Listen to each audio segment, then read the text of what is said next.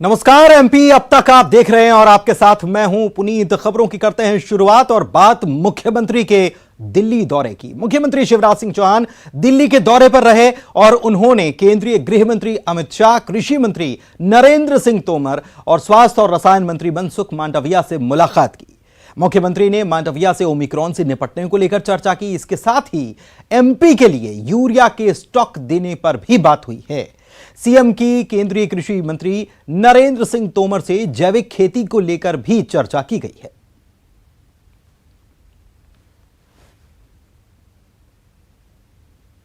आज मैंने माननीय स्वास्थ्य मंत्री जी के साथ ओमिक्रॉन वेरिएंट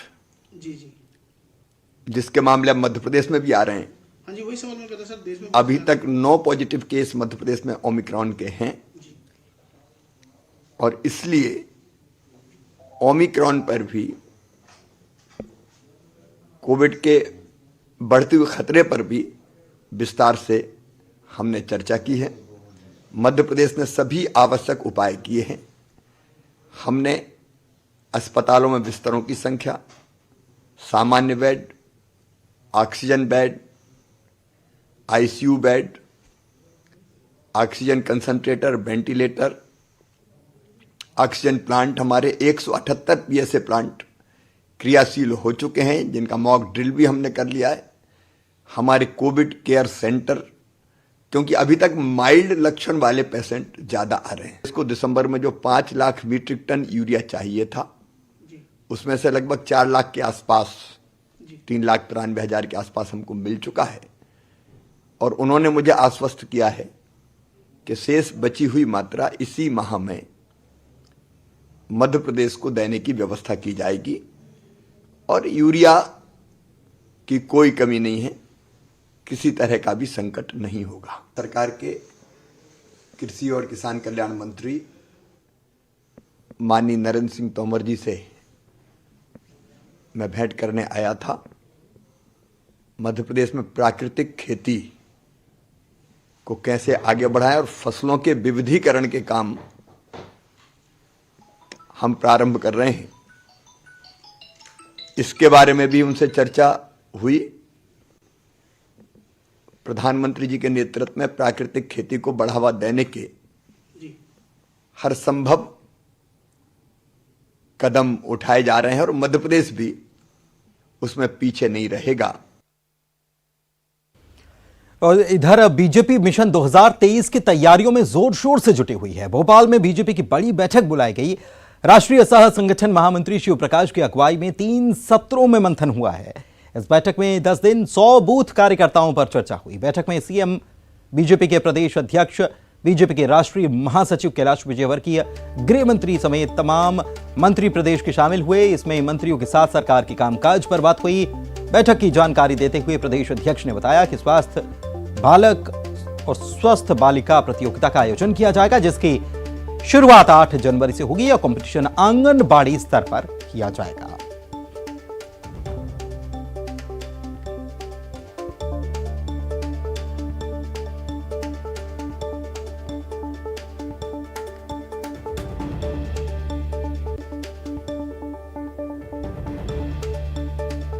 से लेकर के 14 तारीख तक स्वस्थ बालक बालिका स्पर्धा माननीय प्रधानमंत्री जी ने जो आह्वान किया है, प्रत्येक आंगनवाड़ी में, प्रत्येक बूथ पर भारतीय जनता पार्टी के कार्यकर्ता भी स्वस्थ बालक बालिका स्पर्धा में हर कार्यकर्ता अपनी भूमिका निभाएगा। जो देश के अंदर ऐसे बालक बालिका जो लगभग 13 करोड़ में से 6 करोड़ के करीब आंगनवाड़ियों में रजिस्टर्ड नहीं है, उसमें भारतीय जनता पार्टी में अपनी महत्वपूर्ण भूमिका निभाएगी। माननीय प्रधानमंत्री जी का आह्वान है, माननीय राष्ट्रीय अध्यक्ष जी ने इसका आह्वान किया है, तो इस पर भी चर्चा हमारी आज की बैठक में हुई है कि इन सारे मुद्दों को भी जमीन पर उन पर जाना और उन बालकों को उस पोषण अभियान को लेकर हम उसके अंदर उनको रजिस्टर्ड कराएं। इस अभियान की चर्चा भी व्यापक तौर पर आज हमारी इस बैठक में हुई है।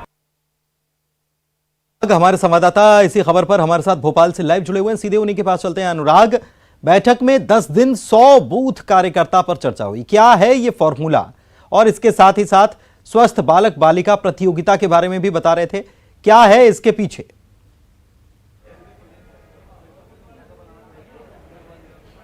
देखिए पुनीत, अब बीजेपी पूरी तरीके से चुनावी मोड पर नजर आ रही है और सबसे बड़ी बात है कि पार्टी ने अब ये तय कर लिया है कि जैसे प्रदेश स्तर पर कोर कमेटी का गठन हुआ है, यानी कि जो कोर कमेटी पार्टी से जुड़े फैसले लेती है, उसी तरीके से जिला स्तर पर भी कोर कमेटियों का गठन किया जाएगा और उस कोर कमेटी में स्थानीय पदाधिकारी, नेता, विधायक, सांसद और इसके अलावा जो सीनियर नेता हैं उनको भी शामिल किया जाएगा और जिला स्तर पर भी फैसले लिए जाएंगे कि जिलों में किस तरीके का विकास हो, कार्यकर्ताओं की जो शिकायतें हैं उसका समाधान भी वहीं किया जाएगा और उसी के तहत पार्टी ने अब ये तय किया है कि बूथ का विस्तार किया जाएगा, यानी कि हर बूथ पर कमेटियों का गठन होगा। बूथ स्तर तक पार्टी अपने आप को मजबूत करेगी और जो 11% वोट परसेंट बढ़ाने का लक्ष्य पार्टी ने तय किया है उसको पूरा करने के लिए अब पार्टी अपने संगठन को तेजी के साथ विस्तार देती हुई नजर आ रही है। तो इन तमाम मुद्दों को लेकर आज जो बैठक हुई थी, जिसमें तमाम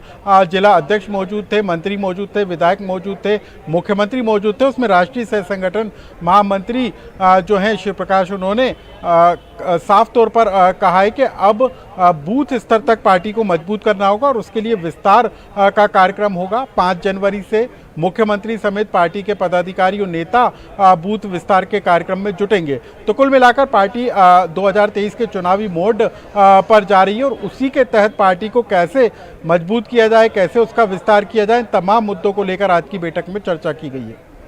बहुत बहुत शुक्रिया अनुराग आपका इस जानकारी के लिए। तो कई सारे मुद्दे इसमें शामिल रहे, लेकिन कुल मिलाकर बात यह कि पार्टी कैसे मजबूत हो, 2023 के चुनाव सामने हैं और उसके पहले पार्टी को कैसे बूथ स्तर पर खुद को मजबूत करना है, इसको लेकर मंथन किया गया है।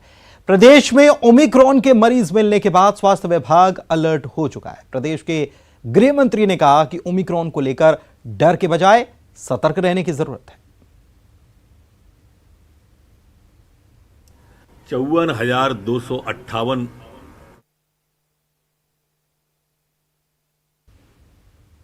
तो गाइडलाइन का रिवीजन किया जाएगा, यह भी बात गृह मंत्री कहते हुए नजर आए।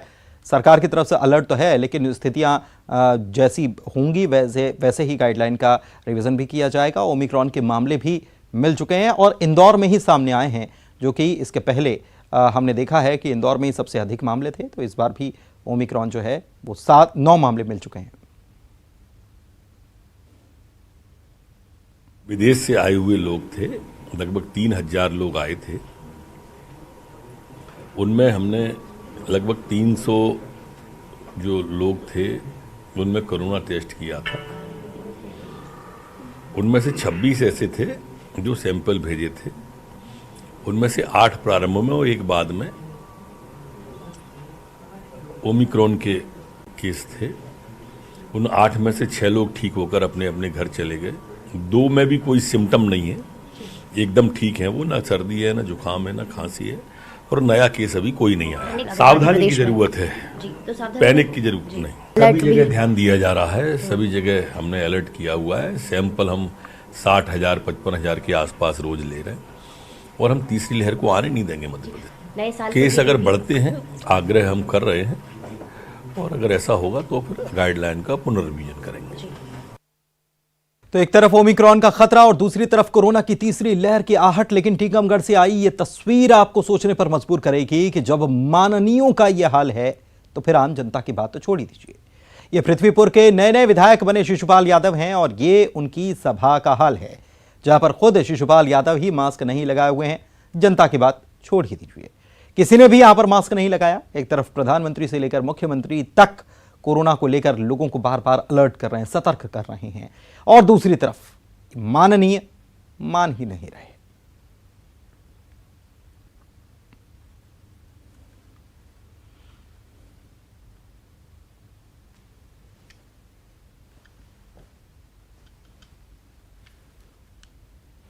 और चलिए आगे बढ़ते हैं। पंचायत चुनाव को लेकर आज चुनाव आयोग की तरफ से बैठक की गई और इसके बाद चुनाव आयोग के सचिव ने बताया कि पंचायत चुनाव को निरस्त करने को लेकर कानून के जानकारों से राय ली जा रही है। इनकी राय मिलने का इंतजार किया जा रहा है और इनकी राय मिलने के बाद पंचायत चुनाव निरस्त करना है, उसे स्थगित करना है या रद्द करना है, क्या करना है, इसको लेकर फैसला किया जाएगा। शासन से जो अध्यादेश जारी हुआ था वो वापस ले लिया है। इसकी सूचना आज हमें प्राप्त हुई है और आज हमने पंचायत एवं ग्रामीण विकास विभाग के अधिकारियों के साथ आयोग की बैठक कराई है।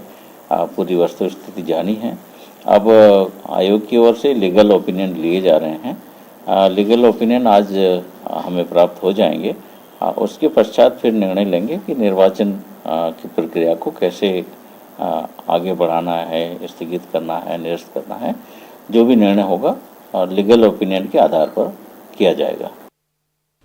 और इधर पंचायत चुनाव का मामला एक बार फिर से हाई कोर्ट पहुंच गया और इस बार केंद्र सरकार ने इस बार याचिका दायर कर दी है जिसमें उसने खुद को पक्षकार बनाने की मांग की है सुप्रीम कोर्ट से।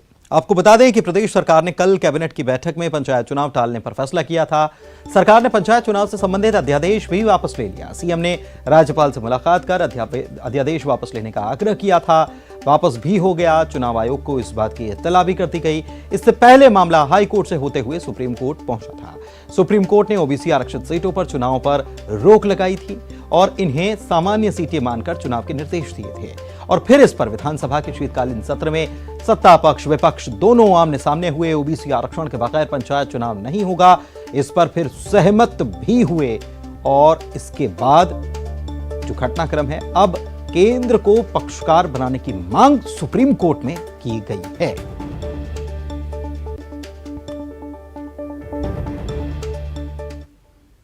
और चलिए आगे बढ़ते हैं। गुना में पूर्व मुख्यमंत्री दिग्विजय सिंह ने पंचायत चुनाव को लेकर सरकार को निशाने पर लिया।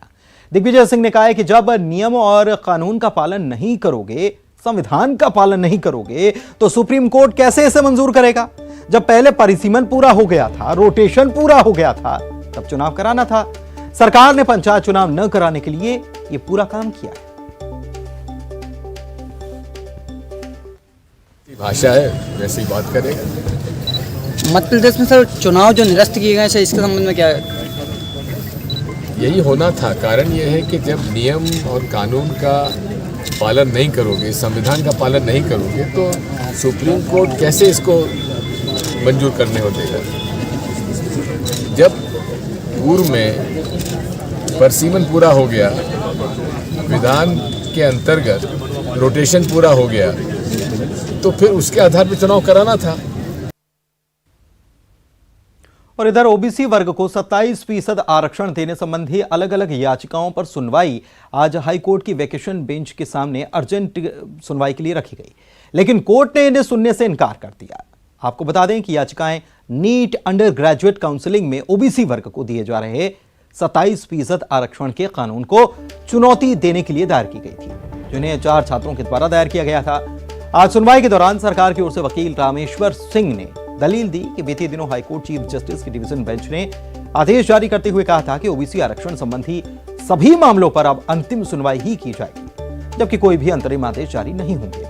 हाईकोर्ट के पहले की दलील को सुनने के बाद वेकेशन बेंच के जस्टिस अतुल श्रीधरन ने की डिवीजन बेंच ने मामले को सुनने से इनकार किया। वेकेशन बेंच ने साफ किया कि सभी प्रकरण जो 27% ओबीसी आरक्षण से जुड़े हुए हैं यानी संबंधित हैं, उन्हें रेगुलर बेंच के द्वारा ही सुना जाएगा और कोई भी अंतरिम राहत फिलहाल नहीं दी जाएगी।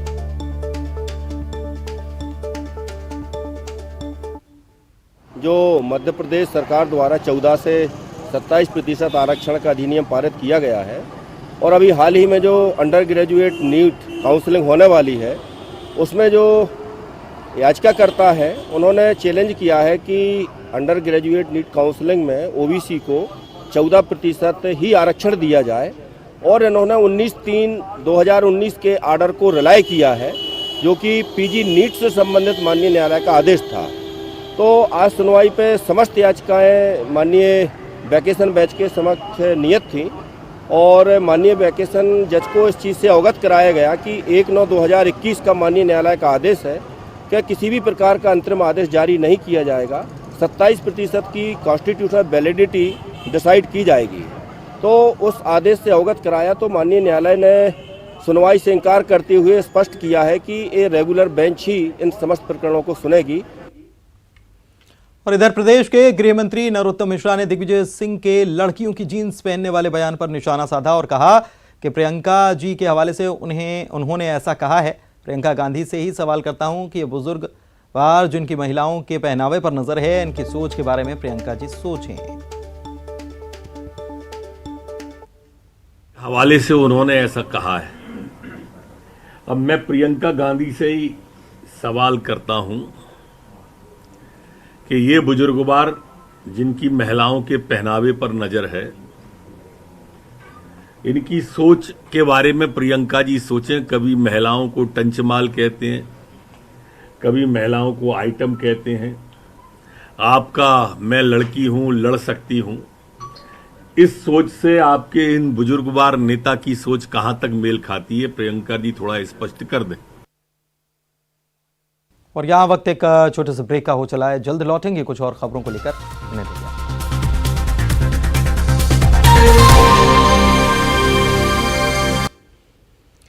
डिंडौरी के टिकरी पिपरी जंगल में बाघ का शव मिला है। वन विभाग की टीम मामले की जांच में जुट गई है। अधिकारियों को पहली नजर में बाघ की मौत नेचुरल यानी कि सामान्य लगी कि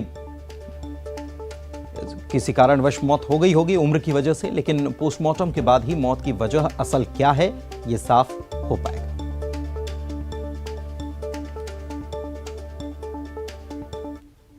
भोपाल के बैरसिया के रामपुरा बालाचोन गांव में कुएं में तेंदुआ गिर गया। तेंदुए के गिरने की जानकारी लगने के बाद किसानों ने वन विभाग की टीम को इसकी इत्तला की।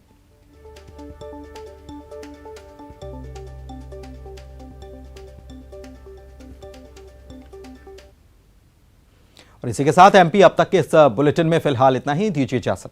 नमस्कार।